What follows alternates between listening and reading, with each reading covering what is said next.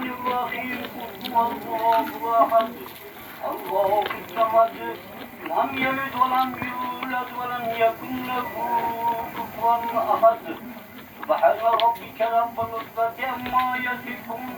Ve selamun alel murselin. Elhamdülillahi rabbil alemin.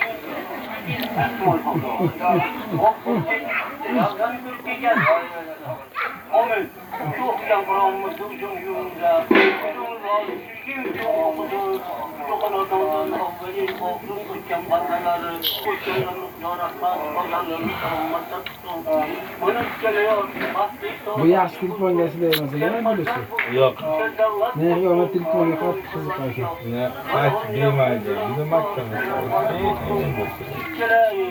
Şu baktığını hadi kere zamandaki otağına götürüyor. Gene şu vakti gene hamamızda hakikat oylarıyla hadi kereleri acı öğretiyor. Yalan ya.